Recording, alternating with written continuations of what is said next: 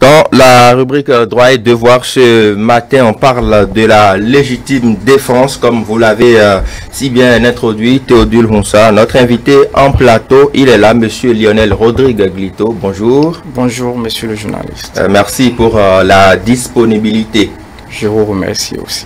Vous êtes juriste et donc avec vous, on va parler des thèmes liés au droit. Aujourd'hui, on parle des faits justificatifs, la légitime défense. Alors, par définition, qu'est-ce que cela veut dire? Merci à vous pour le choix de ce thème, utile pour les concitoyens, les téléspectateurs, assoiffés de la culture juridique. Ouais. Évidemment, la légitime défense est appréhendée en droit comme une cause d'irresponsabilité pénale. Ça suppose donc que celui qui se voit auteur d'une infraction en repoussant une attaque injuste pourra soulever, évoquer la légitime défense comme moyen de défense pour ne pas être sanctionné pénalement.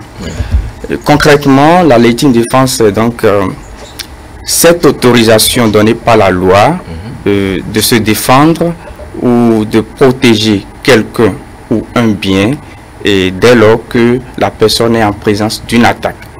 Donc je précise qu'on pourra porter légitime défense pour soi-même, pour autrui ou pour un bien, c'est possible. D'accord. Ouais. Donc la légitime défense ainsi définie répond quand même à certaines conditions. Si oui, lesquelles? La légitime défense répond à certaines conditions parce qu'il ne s'agit pas d'évoquer de façon fantaisiste la légitime défense pour se tirer d'affaire. Vous savez qu'une audience pénale est beaucoup plus précise et stricte parce que le droit pénal est d'interprétation stricte. Oui. Certaines conditions, comme vous l'avez évoqué, permettent de justifier la légitime défense. La toute première, c'est de voir d'abord si les faits sont réels ou si les faits sont actuels ou imminents. La deuxième condition, c'est de voir si les faits sont injustes. Et si l'acte est d'abord injuste. L'agression est déjà un acte injuste. Vous ne pouvez pas être tranquille chez vous et on viendra vous agresser sans que vous ne réagissez. Donc l'agression est déjà un fait injuste. La troisième condition, qui est la condition la plus importante, celle autour de laquelle suscite beaucoup d'interrogations, beaucoup de débats, quand vous allez peut-être suivre des audiences en matière pénale, c'est que la riposte doit être proportionnelle à l'attaque. Celui qui veut évoquer la légitime défense doit riposter, mais il faut que cette riposte soit proportionnelle à l'attaque. Il faudrait que les moyens puissent être proportionnels. Quelqu'un ne pourra pas peut-être vous injurier, quelqu'un ne pourra pas peut-être cracher sur vous et vous autres, vous allez sortir le couteau, l'étrangler pour dire que vous agissez en légitime défense. Les injures et le couteau que vous sortez pour l'étrangler, justifiant ainsi votre légitime défense, ne pourront pas passer devant un juge parce qu'il n'y a aucune proportionnalité entre cette riposte et l'attaque. Le dernier cas ou la dernière condition souvent évoquée, c'est la condition de la concomitance des faits. Il ne faudrait pas... C'est-à-dire que la concomitance suppose que tout se passe, que la réplique se fait automatiquement dans le temps voisin. Il ne faudrait pas attendre que la personne vous ait attaqué à midi et donc la personne est rentrée chez lui et à 14 h vous précipitez chez lui avec des armes pour dire que vous voulez et ensuite riposter et invoquer la légitime défense.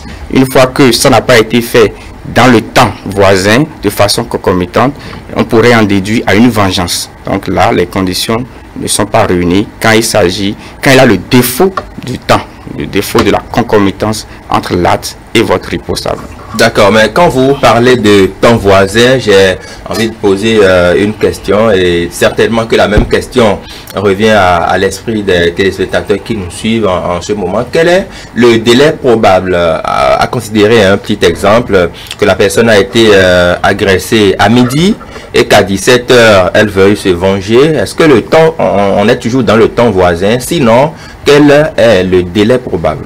Alors, la loi n'a pas distingué un temps. Le temps s'apprécie avec les faits. La concomitance dont on parle, c'est de voir une riposte en même temps, une riposte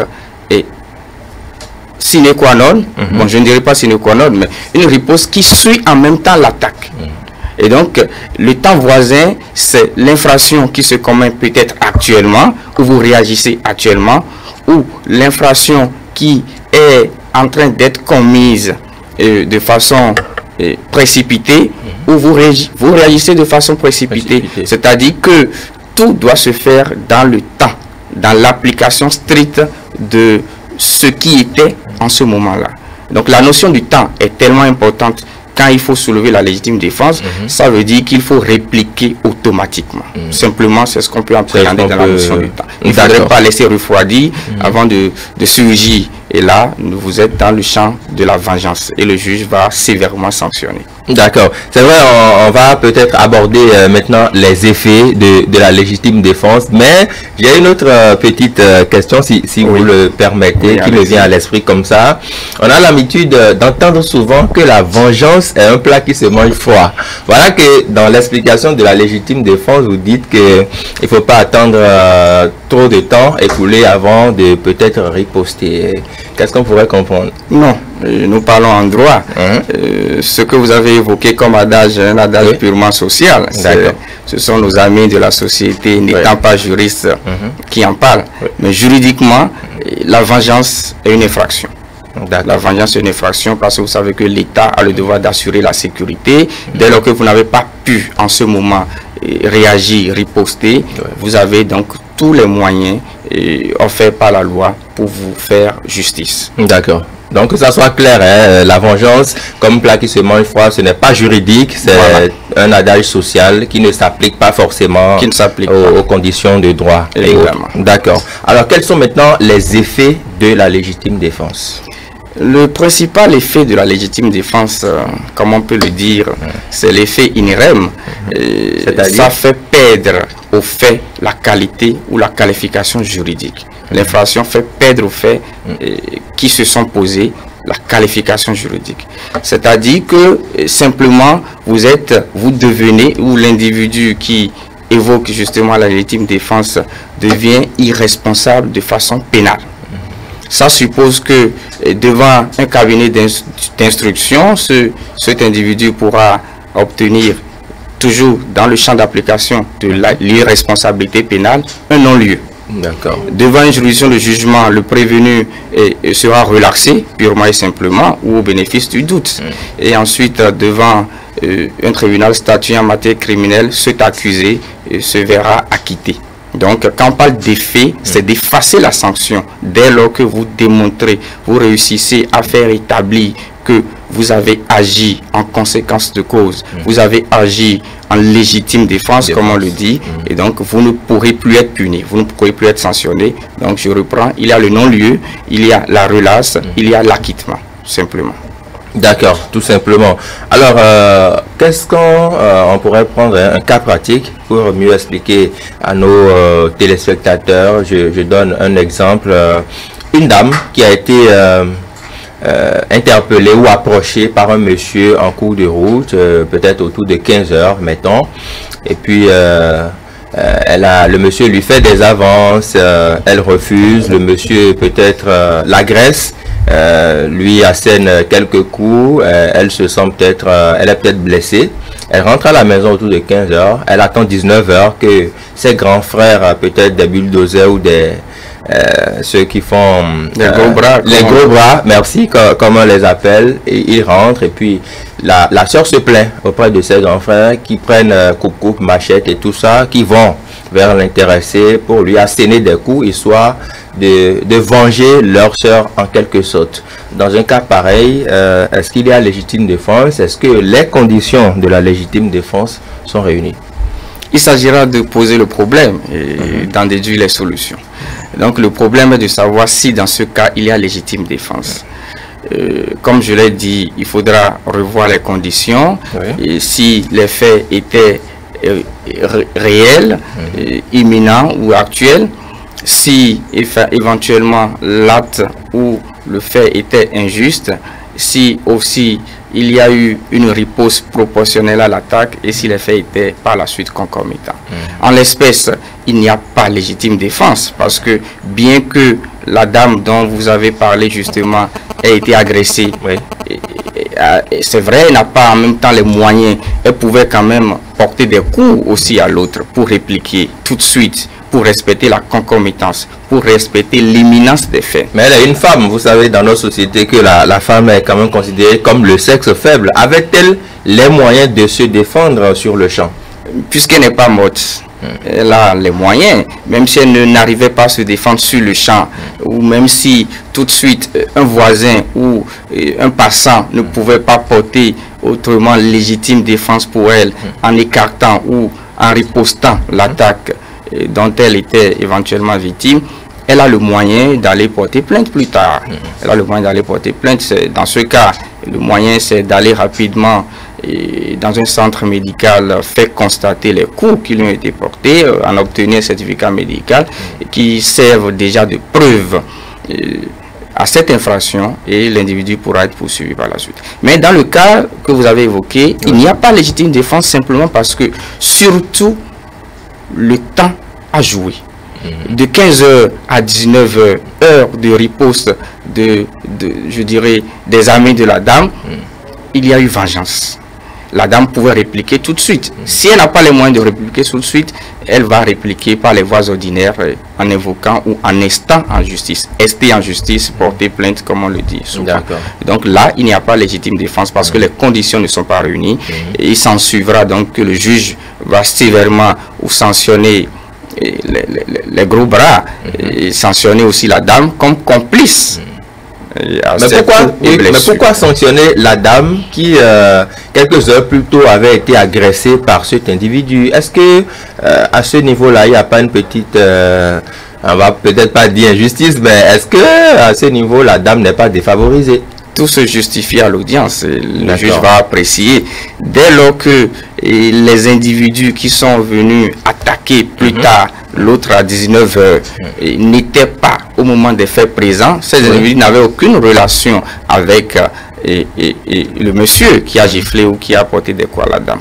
Donc on pourra en déduire que ces individus se sont déplacés plus tard vers le monsieur parce qu'il y a eu l'information, et donc elle peut être poursuivie pour complicité, pour juste avoir informé les autres de tel fait, et lesquels faits ont fini par porter des coups aux autres, qui est un délit, qui est une infraction pénalement punissable. De toute façon, le juge sera apprécié. Les débats vont évoluer, et donc le juge va faire la démarcation des choses et saura rendre justice.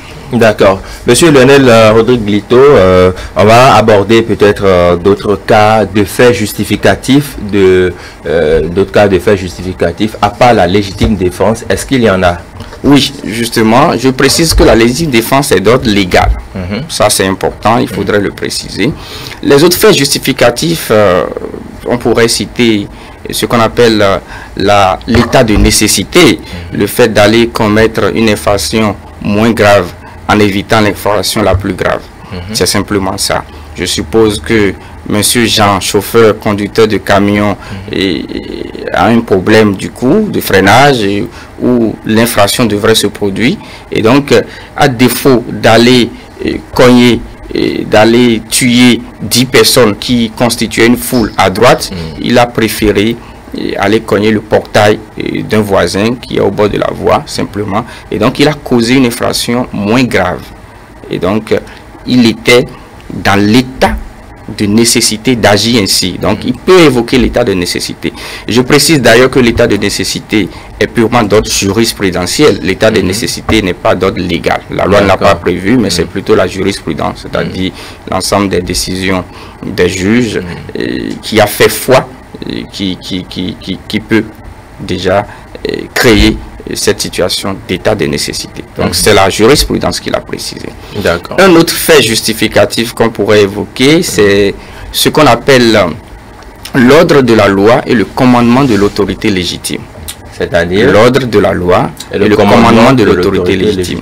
Ça suppose que c'est souvent les cas des militaires où, ayant reçu de leur hiérarchie l'ordre d'aller apaiser une situation troublante, ils vont faire une sommation, ils vont mettre du feu un peu quelque part, et donc si éventuellement il arrivait que leur agissement avait été imputable, leur agissement avait créé ou causé des infractions, je suppose, de coups et blessures, et donc de voies de fait, ils pourront s'en sortir dès lors que les victimes porteront plainte.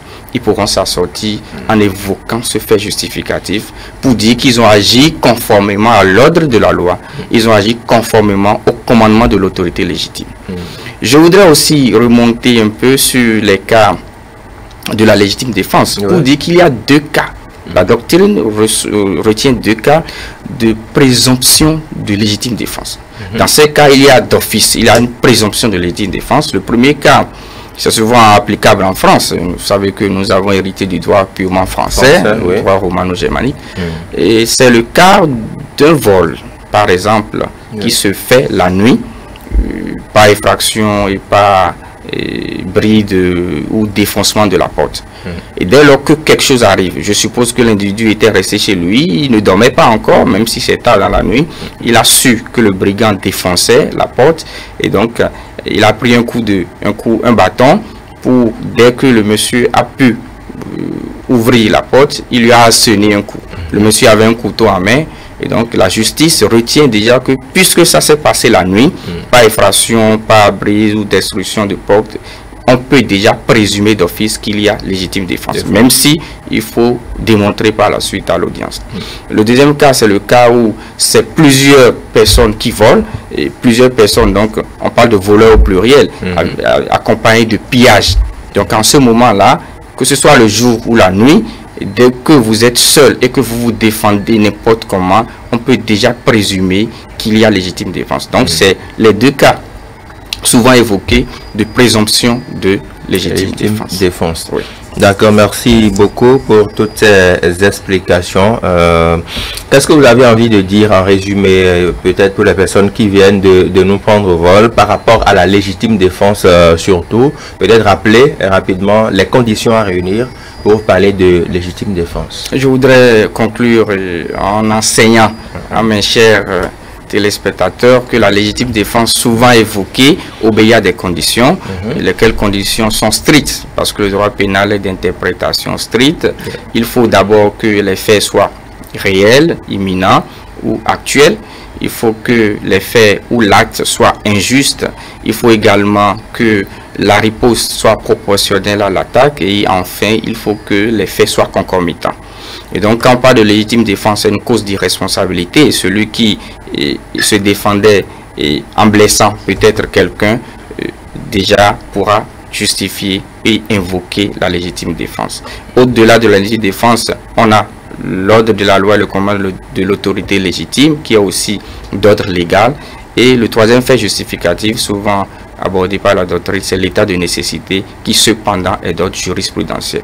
Donc j'exhorte tous les concitoyens à mieux comprendre la portée de ces principes et à mieux en faire usage. Merci. Merci à vous, Monsieur Lionel Rodrigue Glito. Vous êtes juriste. Merci d'être passé par ici. Merci, c'est moi. Merci à vous tous de nous avoir suivis. Vous en savez plus maintenant sur la légitime défense.